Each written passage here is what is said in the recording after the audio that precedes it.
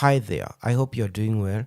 The latest breaking news is that Rwanda, or the Rwandan government, has shot down a Congolese military fighter jet. And Rwanda says that this fighter jet briefly violated their airspace as it was landing or approaching to land at the Goma International Airport, which is an airport right at the border of Rwanda and Congo. And in a video shared widely on Congolese social media and even on the Rwandan social medias, showed a projectile shooting towards an airborne military plane before exploding in the air near that plane. Even that, the plane continued to fly. It was later identified to be a Sukhoi Su-25 from the Congolese Air Force. And in the video, you can see the pilot getting out quickly, scrambling to get out because the plane was on fire. And some photos and images shared show the plane had been damaged on the right side. So the right wing had been damaged and the lower part of the plane by the shrapnel from that missile or rocket, whatever it was, that hit or tried to hit that plane. This particular incident marks another escalation between these two countries. And from what I'm seeing is that Rwanda wants a war. Rwanda badly wants a war with Congo, or Paul Kagame wants to start a war with Congo. And the Congolese government doesn't seem to be interested in giving him that war. It goes without saying that Rwanda provoked Congo by shooting down one of their planes. This is just a direct provocation from Rwanda to the Congolese government, and I'm going to demonstrate why that is so. And if Rwanda says that they have to defend their airspace, or their airspace was violated and that they have a right to defend their airspace, that is justified. But under what circumstances? I'm going to demonstrate that Rwanda actually violated Congolese airspace, not the other way around, in a short while. This here is Google Earth. So as you can see, this is the Goma International Airport. So that plane, or the Sukhoi Su-25, was coming to land here. And as you can see, and so that you understand what we are talking about, this line here is the border between the two countries. This side on the right, that is the Rwandan side, and the left side is the city of Goma, and that is the Congolese side. And what happens normally, if you can look at this airport, is that planes have to land from the south, from this tip here, and then end to the north end, and that's why you see this thing that looks like a roundabout, and they turn around and taxi to this part where you can see other planes parked. That's how this airport operates. So the landing has to be south, and the takeoff has to be from north to south. Mostly that's how it works. And as you can see, that's how it is designed, so that a plane has to land from the south tip here on the right. So it lands all the way and then stops at the northern tip. That's how it works here. Now, something you need to notice is that there's no time any plane, whether military or civilian, will ever land at this airport without briefly entering the Rwandan airspace. And the Rwandan airspace is above the lake, that is Lake Kivu. So a plane will normally come from whatever location, come do a C-turn over this island, the Ijwi Island, and then turn north.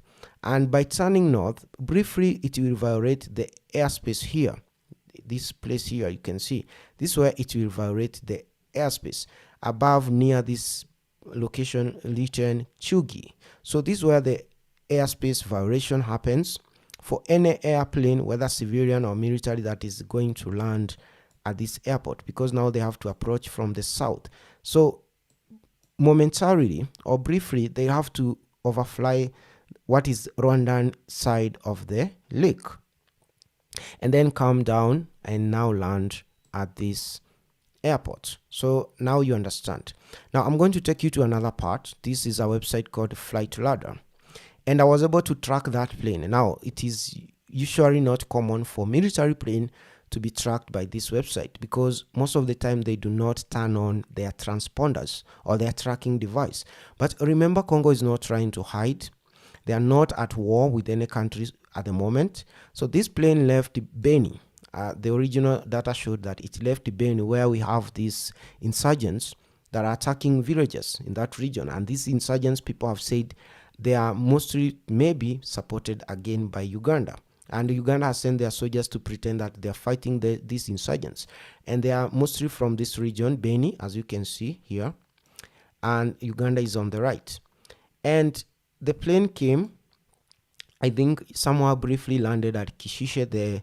This place, there's an airstrip. I showed you the other time. And then left Kishishe and flew to Goma. As you can see, the flight radar shows that the plane at around 16:30 from their data was flying over here and did turn.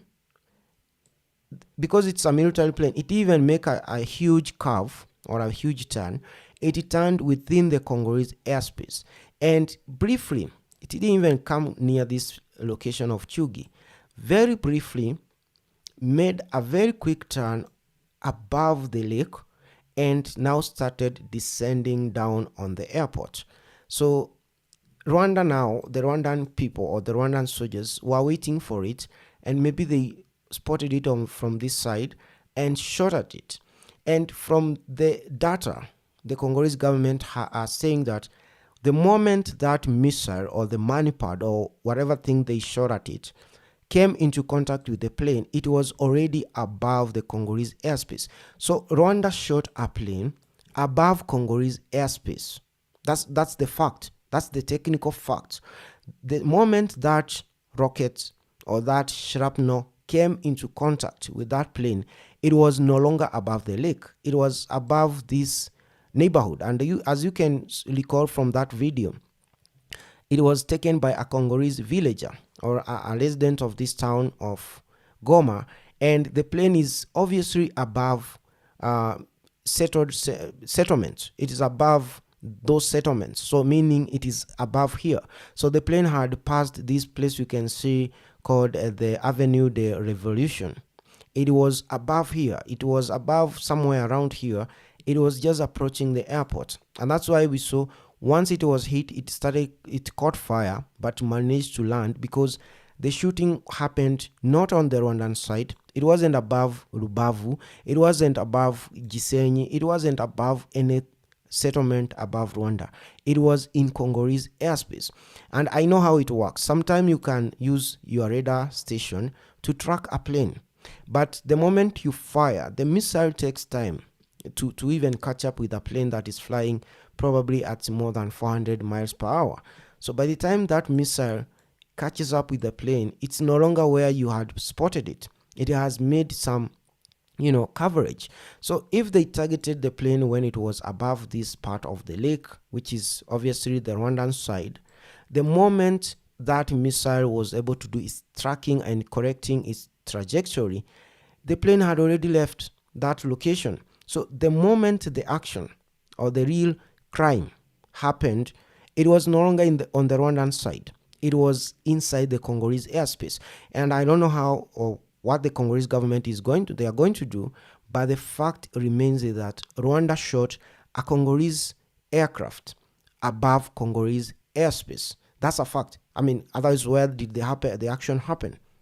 You understand? It's like if you are in your window in your house and you shoot a gun towards my house on the other side of the street, and the bullet catches me. The crime happened in my house. It didn't happen in your house.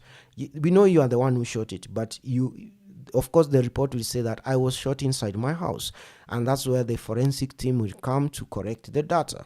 And that's where the crime happened, inside my house, because that's where the bullet hit my body, for example. So this plane was hit above Congolese airspace. That's a fact. So Rwanda, no matter what the Rwandan government are saying that it briefly or it violated our airspace, the question remains, did you shoot it above your airspace?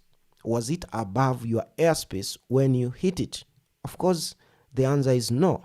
Then how do you explain that this plane was above your airspace, but you waited for it to go back to their airspace to shoot it?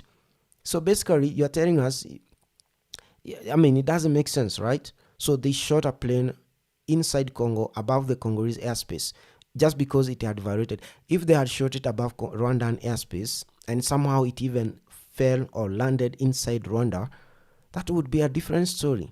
But here, they shot it, the missile or the shrapnel from that missile hit it above Congolese airspace, above residential location inside Congo. And citizens of Congo are the ones who took the video of the plane being hit by a missile that came from the Rwandan side, but the plane is above the Congolese side. That is the fact. So that's why Rwanda is provoking Congo to go to war. And if you can watch some of my previous videos, they tell you the reason why. It's about resources. There's some gas above this lake.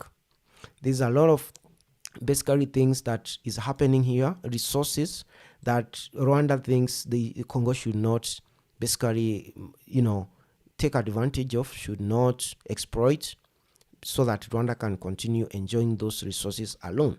There are those things. You can watch those previous videos, but the fact remains, this plane didn't even make a curve.